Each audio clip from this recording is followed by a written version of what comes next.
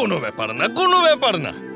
কিন্তু এটা তো বলতেই হবে যে তোমার প্রথম দিনের অনুভূতি ভালো ছিল নাকি খারাপ ছিল, মানে তুমি এখানে থাকবে নাকি থাকবে না।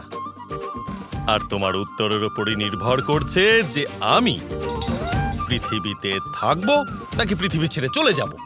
না না, আমি এখানেই থাকতে চাই। এসব কি হচ্ছে আমি জানি না, কিন্তু আমি যা অনুভব করছি খুব ভালো লাগছে। তাহলে তো খুব ভালো ব্যাপার। তাহলে প্রস্তুত হয়ে যান দেবী রাধা নিজের পরবর্তী অনুভূতির জন্য। দ্বিতীয় দিন, দ্বিতীয় ক্রিয়া আর দ্বিতীয় অনুভূতি।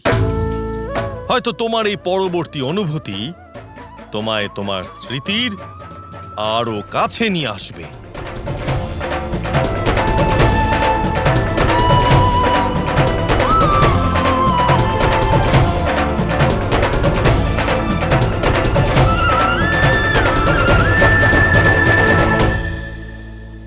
মহাদেব, এই সবকিছু কি অদ্ভুত, তাই না? রাধা কৃষ্ণের প্রথম স্বরূপ দামোদরকে দেখে কিছু একটা অনুভব করছে। এটাই সংকেত কৃষ্ণের ভিন্ন রূপ রাধার স্মৃতি পুনরায় ফিরে আনবে। হ্যাঁ গৌরী, রাধার মূলই হল শ্রীকৃষ্ণ। সেই জন্য রাধার স্মৃতি ও মূলাধার চক্রেই ফিরে আসবে। ততক্ষণ ওনার কিছুই মনে পড়বে না। হ্যাঁ, শ্রীকৃষ্ণের এই ভিন্ন রূপ দেখে রাধা অবশ্যই আকর্ষিত হবেন, কিন্তু ওনার এই আকর্ষণের কারণ উনি বুঝতে পারবেন না। তার মানে এর অর্থ এটাই যে রাধার মূলাধার চক্র পর্যন্ত পৌঁছানো অত্যন্ত আবশ্যক। অত্যাবশ্যকও বটে আর অত্যন্ত কঠিনও বটে, কারণ ক্রমে ক্রমে যখন এই যাত্রা মূলাধার চক্রের কাছে পৌঁছবে, ওর পথের সব বাধাও বেড়ে যাবে। যেখানে কৃষ্ণ আছেন সেই পথ রাধার জন্য কঠিন কি করে হতে পারে? গৌরী, এটা সত্যি যে এই সম্পূর্ণ সংসার কৃষ্ণময়, কিন্তু রাধার প্রারব্ধেই বাধা লেখা। তাই কৃষ্ণের এই মনোমোহক রূপ রাধাকে আকর্ষিত করবে, ওনাকে আনন্দের অনুভূতিও দেবে, কিন্তু তার পর মুহূর্তে ওনাকে আঘাতও দেবে। আনন্দে বাধা কিসের মহাদেব? হয়ে থাকে কখনো কখনো ভাগ্যের কারণে। যে বস্তু আমাদের আকর্ষিত করে, আমাদের আনন্দের অনুভূতি দেয়, সেটাই আবার আমাদের যন্ত্রণাও দেয়। এবার রাধার ভাগ্যে এই যন্ত্রণা কিভাবে আর কখন আসবে, সেটা আগামী সময় আমাদের খুব তাড়াতাড়ি বলে দেবে।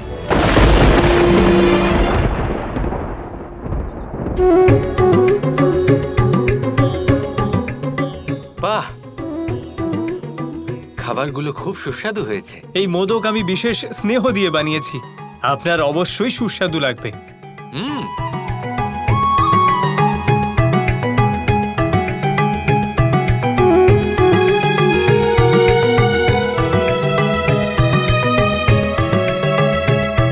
না গণেশ, শুধুমাত্র মোদকই নয়, প্রত্যেকটা খাবারই খুব সুস্বাদু হয়েছে। এত রুচিপূর্ণ ভোজন গ্রহণ করে মন তৃপ্ত হয়ে গেল। বাহ! বিনায়ক, আমার মনে হচ্ছে যে কৃষ্ণের তোমার হাতের রান্না খুব ভালো লেগেছে। তা তো বটেই। এক কাজ করো, আরো কিছু ভোজন পরিবেশন করো। এত দূর থেকে যাত্রা করে এসেছেন, আরো দাও দাও দাও। হ্যাঁ পুত্র গণেশ, তোমার মাতা ঠিকই বলেছেন। আমার তরফ থেকেও শ্রীকৃষ্ণকে একটু অতিরিক্ত ভোজন পরিবেশন করো। দেখুন, খাবার খুব সুস্বাদু হয়েছে, সত্যি কথা বলছি, কিন্তু আমার খিদে মিটে গেছে, আমার পেট ভরে গেছে, আর খেতে পারবো না আমি, আমায় ক্ষমা করবেন।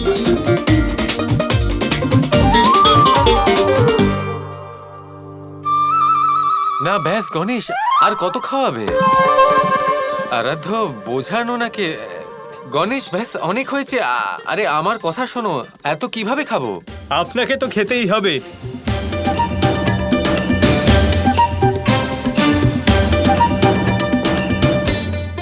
ক্ষমা করবেন শ্রীকৃষ্ণ, বাবার আদেশ আমি অমান্য করতে পারবো না।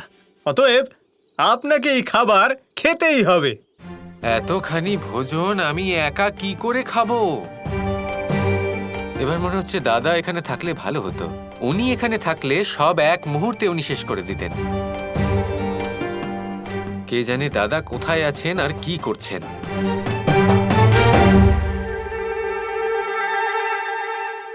আরে কেউ তো সাহায্য করে দাও আমাকে।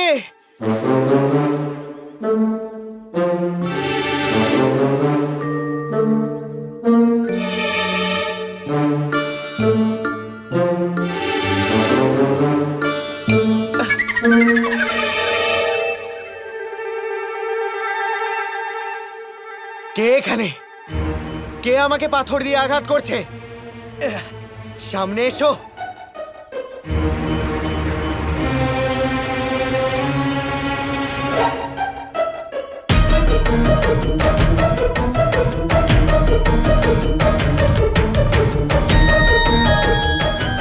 কে এই মূর্খ যে এরকম দুঃসাহস দেখাচ্ছে?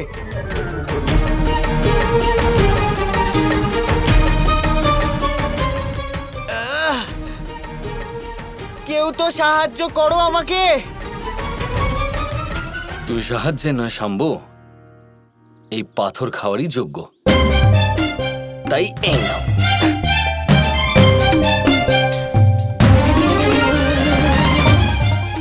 শুধু একবার আমাকে এই দড়ি থেকে মুক্ত হতে দাও, তারপর আমি এটা সুনিশ্চিত করব যাতে তুমি না বাঁচো।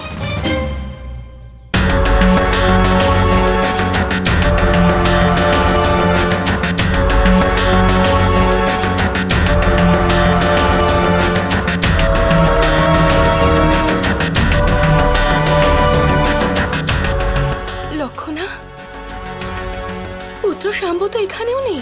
আমরা আর্য শাম্বকে কাল থেকে খুঁজছি, কোথাও খুঁজে পাচ্ছি না। কিন্তু কোথায় গেছেন? উনি কোনো বিপদে পড়ে যাননি তো?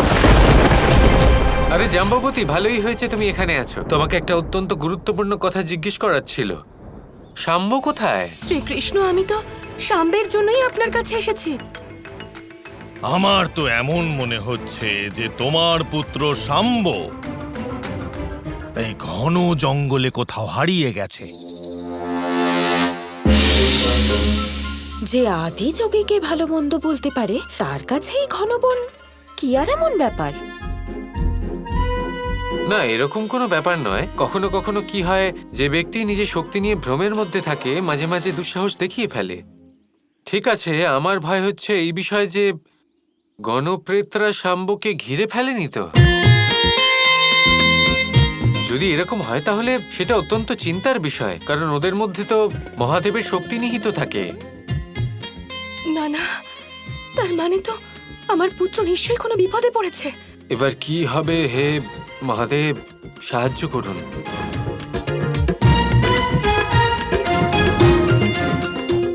হে আদিযোগী, এবার আপনি আর্য শাম্বকে রক্ষা করতে পারেন। দয়া করে ওনার সহায়তা করুন। হে আদি যোগী, আমি শাম্বের মা। ওর অপরাধের জন্য ক্ষমা চাইছি, ওর এই দুঃসাহসের জন্য ক্ষমা চাইছি। আমার পুত্রকে রক্ষা করুন, ও এখনো অবুঝ বালক।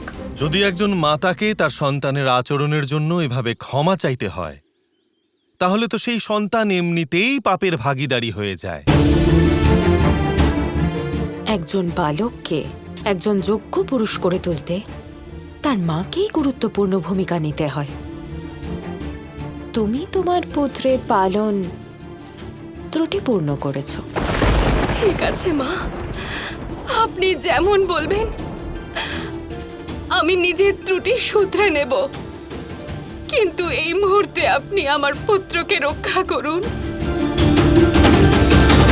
যদি তাই হয়ে থাকে তাহলে আপনি চিন্তা করবেন না, আমি এই মুহূর্তে আপনার পুত্রকে রক্ষা করব, ওকে খুঁজে বের করব।